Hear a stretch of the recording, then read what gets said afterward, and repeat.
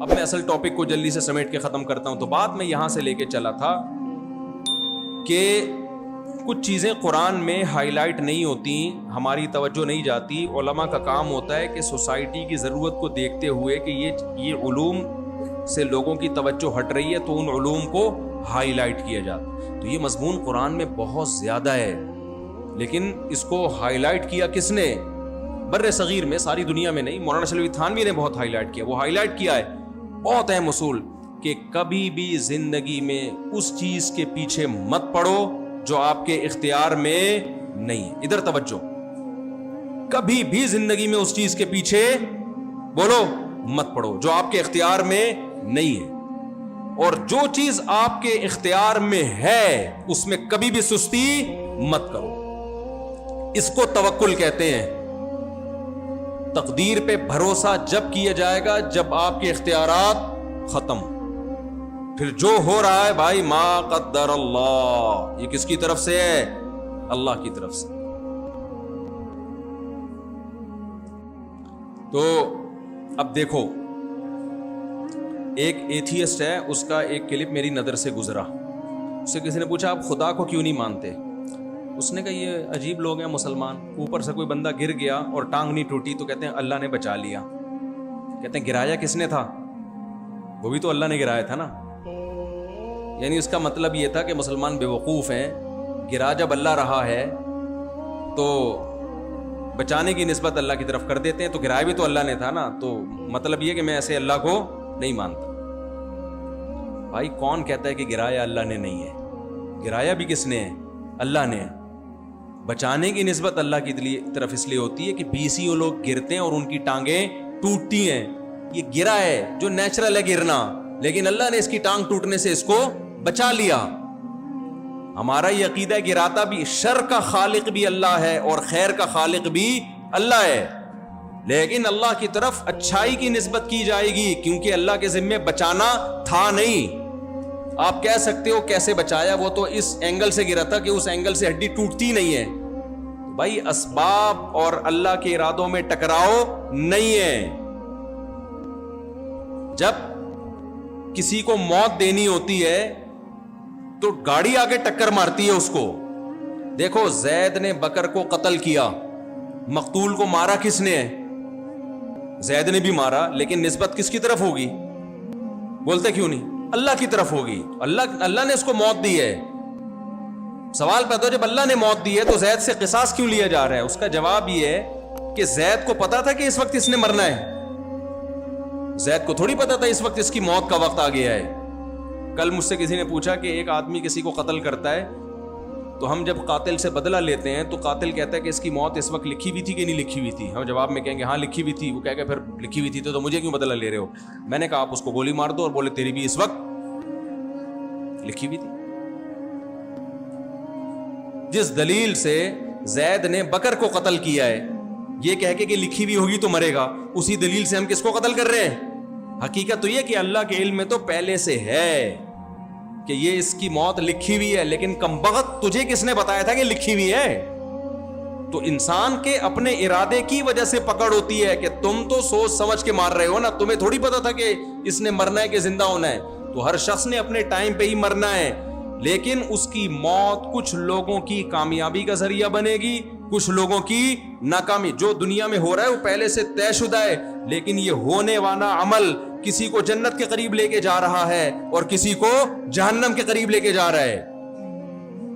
اور یہ جو ایتھیسٹ لوگوں کے اعتراضات ہیں نا, ان کے اعتراضات میں سے ہر اعتراض کا جواب نہ دیا کریں. ہمیشہ باطل لوگوں کے اعتراض کا جواب دینے کے بجائے ان پہ اعتراض کیا کریں. دیکھو مجھے ایک بات بتاؤ, ایک آدمی ہیروئن پی رہا ہے, صبح شام کیا کرتا ہے؟ وہ سٹا لگاتا ہے, ہیروئن پی رہا ہے, اور آپ کو آ کے تانا دینا شروع کر دے سگریٹ کا کہ تمہیں شرم نہیں آتی, سگریٹ کا دھوئیں سے تم سوسائٹی کے ماحول کو خراب کر رہے ہو. تو آپ اگر بے وقوف ہوگے تو آپ اس کو عذر پیش کرنا شروع کر دو کہ ایکچولی سگریٹ سے یہ ہوتا ہے پھیپھڑے صاف ہوتے ہیں یا میں ریلیکس ہو جاتا ہوں وغیرہ وغیرہ. آپ اس سے کہو گے تم پہ تو یہ سوال بنتا ہی نہیں ہے کیونکہ تم کیا پیتے ہو؟ ہیروئن. تم پر تو یہ اعتراض بولو بنتا ہی نہیں. اگر میں سگریٹ پی کے بے عقلی کا کام کر رہا ہوں نا، تو کم بخت تم ہیروئن پی کے پرلے درجے کی حماقت کا کام کر رہے ہو. اس کو تو پہلے ایکسپلین کرو. اگر وہ مان لے کہ میں احمق ہوں پھر اس کا جواب دو آپ. اور اگر وہ نہیں مانتا کہ میں احمق نہیں ہوں پھر جواب دینے کی ضرورت، کیونکہ احمقوں کے سے کبھی بھی دنیا میں نہیں الجھا جاتا. تو ایتھیسٹ جتنے بھی اسلام پہ یا اللہ کے وجود پہ اعتراض کرتے ہیں نا، آپ ان سے الٹا سوال پوچھا کرو، ان کے جواب نہ دیا کرو. تو جس شخص نے بھی یہ کہا نا کہ گرانے والا بھی اللہ تھا، تو آپ اس سے سوال پوچھو کہ بات یہ ہے کہ آپ تو خود اس کے قائل ہو، سائنس اس کی قائل ہے کہ اس زمین میں چینجر کے بغیر کوئی چینجنگ نہیں ہوتی. کائنات کی کسی چیز میں چینجر کے بغیر چینجنگ نہیں ہوتی. یہ سائنس کی تھیوری نہیں ہے، تحقیق سے ثابت شدہ حقیقت ہے. یہ پنکھا اگر اس کو پاور دے کے گھمایا نہ جائے نا، کھربوں سال تک کمبخت رکا ہی رہے گا، یہ ہلے گا نہیں اپنی جگہ سے. نہیں آئی میرا خیال ہے بات؟ تو یہ پنکھا خود سے بن سکتا ہے؟ جو پنکھا خود سے ہل نہیں سکتا وہ پنکھا خود سے بن سکتا ہے؟ جو کائنات ہل نہیں سکتی ہلانے والی طاقت کے بغیر، وہ پوری خود بخود آٹومیٹکلی بن کیسے سکتی ہے؟ نہیں آئی میرا خیال ہے بات؟ ان سے بولو پہلے اس سوال کا جواب دو بھائی، پھر ہم بتائیں گے اوپر سے اللہ نے گرایا ہے یا کس نے گرایا ہے، یا محلے والوں نے گرایا اس کو، پتنگ اڑاتے ہوئے گرا تھا یا کیلے کے چھلکے پہ پاؤں آیا تھا اس کا، کیسے پھسلا تھا. تم جو حماقت کی بات کرتے ہو نا، یہ کائنات خود بخود ہے. یہ اتنی بڑی، اتنا بڑا لطیفہ ہے جس پہ کچھ لطیفوں پہ ہنسی آتی ہے، لیکن کچھ لطیفے اتنے خطرناک ہوتے ہیں رونا آ جاتا ہے انسان کو اس پہ. تو یہ وہ لطیفہ ہے جس پہ ہمیں تمہاری حماقت پہ رونا آ رہا ہے. تم جن سائنسدانوں کو مانتے ہو وہ کہتے ہیں کہ چینجر کے بغیر چینجنگ بولو نا نہیں ہوتی. چینجنگ زیادہ مشکل عمل ہے، یہ کریشن کا عمل زیادہ مشکل ہے. تو کریشن کیسے ہو گئی یار کریٹر کے بغیر؟ فوراً ایک پرانا گھسا پٹا سوال لے کر آتے ہیں کہ پھر خدا کو کس نے بنایا. تو بھائی سائنس کا یہ جو اصول ہے نا، چینجر کے بغیر چینجنگ ممکن ہے، خدا کے بارے میں نہیں ہے. یہ کس کے بارے میں ہے؟ اس کائنات کے بارے میں. کائنات خود سے نہیں بن سکتی، اس کو کسی نے بنایا ہے. اب جس نے بنایا وہ کائنات سے ہٹ کر ہے، تو اس پہ تو فزکس اور کیمسٹری کے لاز لاگو ہی نہیں ہوتے، تو عقل سے بالاتر ہے. تو یہ اتنی بڑی حماقت ہے نا کہ آپ خود مانتے بھی ہو تبھی تو سارے کام خود کرتے ہو. اگر یہ خود بخود ہو رہا ہوتا تو بیٹھ جاتے آرام سے. خود ہی سب چیزیں آتی ہیں، آپ کے منہ میں نوالے آتے ہیں، واش روم بھی خود ہی چل کے آ جاتا. اس کے لیے بھی بٹن دبانا پڑتا ہے. وہ ایک سست کا واقعہ میں سناتا ہوں نا. ایک بندہ بہت سست تھا، ابا اس کے بیزار ہو گئے کہ کم وقت کوئی بھی کام نہیں کرتا، تو ابا ایک اس کے لیے مشین لے کر آئے. ابا نے کہا چل میں ایک مشین لے آیا ہوں، سائنس نے ترقی کی، یہ بٹن دبائے گا ہر کام ہو جائے گا تیرا. ادھر بٹن دبائے گا ٹھک کر کے روٹی آئے گی، بٹن دبائے گا ٹھک کر کے چائے آئے گی. اس نے کہا ابا بٹن کون دبائے گا اس میں؟ تو جب بھی باطل لوگ ہوتے ہیں نا، باطل، کبھی بھی ان کے سوالات کے جوابات میں اپنی ٹائم ویسٹ نہ کیا کرو، ان سے سوال پوچھا کرو. میرے پاس ایک شخص آیا اور کہنے لگے کہ وہ حضرت فاطمہ کی وراثت لے لی تھی، اور معاذ اللہ وہی جو الزامات لگائے وہ یوں ہو گیا تھا، ظلم کیا تھا صحابہ نے مل کے. میں نے کہا تو کیا مطلب اس کا نتیجہ نکلے گا میں سنی مذہب چھوڑ دوں؟